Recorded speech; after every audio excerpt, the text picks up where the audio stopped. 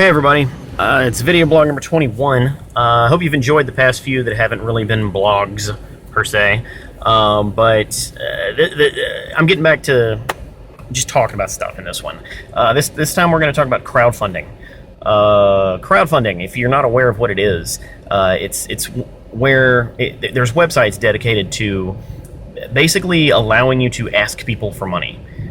Whether it be Kickstarter or Indiegogo or GoFundMe, it's a way for a private individual or even a small company to basically announce, we need money for this, please give it to us.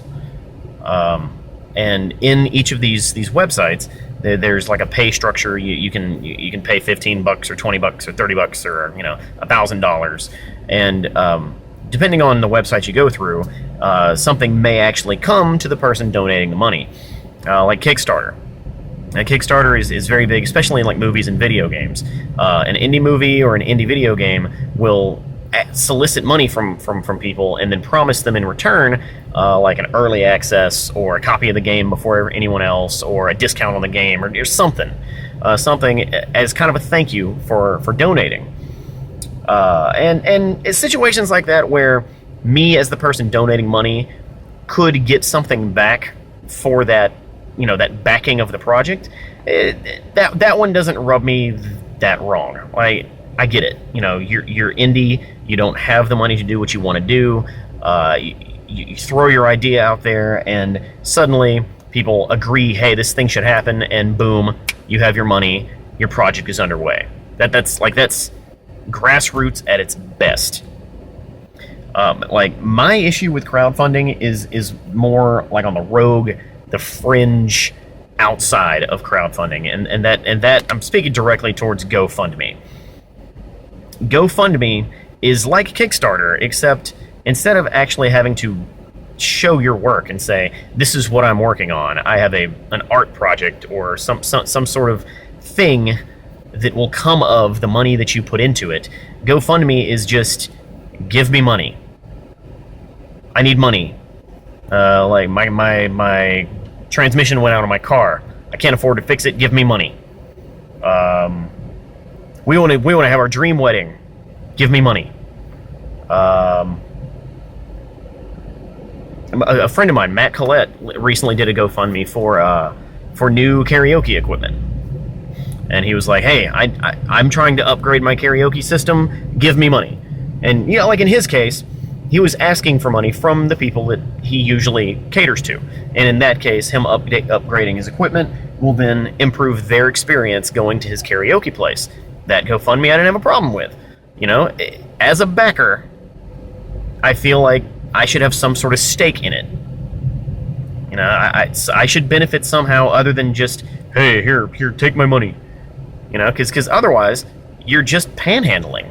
That's a really mean way to put it, but that's what you're doing. You are asking for a handout. Hey, I don't have the money. Please give it to me.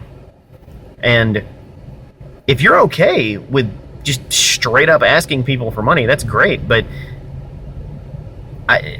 every time I see one of those pages, I'm just very uncomfortable about it. For a few reasons. One, they're either asking for a ridiculous amount of money. Like, hey, we want our dream wedding. We need $150,000 to make that happen. It's like, sorry, bro, you're not getting $150,000 from anyone. That's not going to happen. So in that case, why do it? Why do it? Like the other case that I see that is really like very uncomfortable and very off-putting is when someone asks for such a low amount of money, it has you questioning whether or not you should be giving the money to them because they may not even be able to handle it.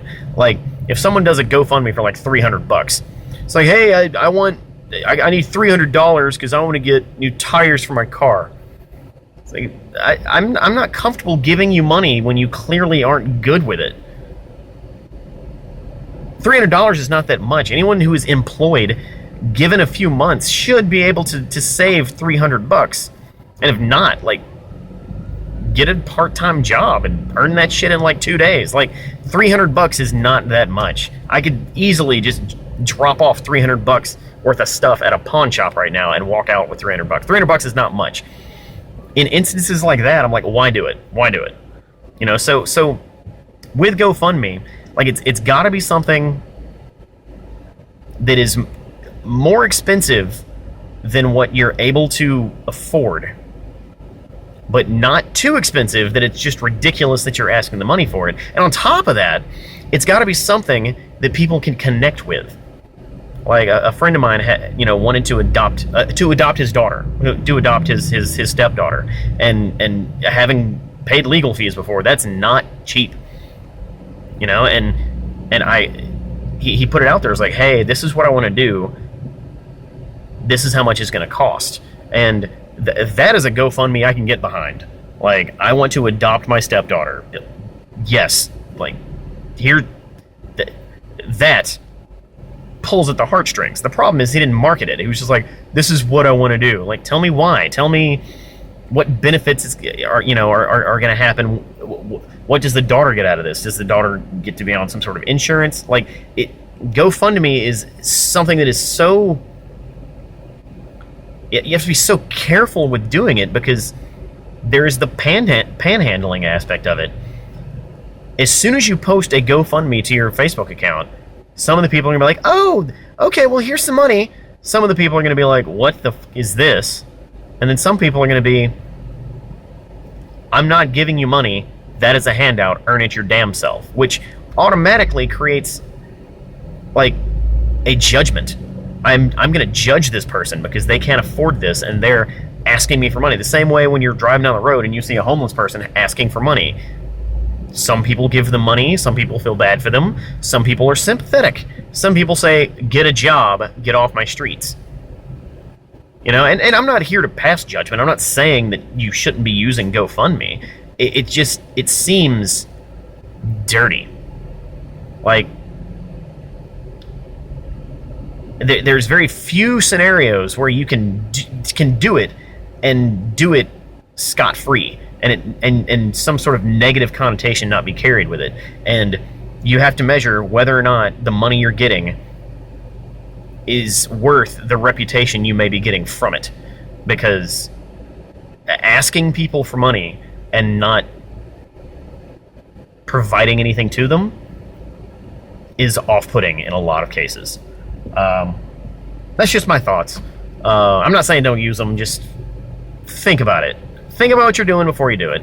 And I'm sorry for being so long-winded. This video is much longer than most of my others, but I just wanted to get it off my chest. Crowdfunding is such a weird and new beast that people don't understand how to use it effectively. And if everyone did, I think we would see a lot more successful GoFundMes and Kickstarters and shit.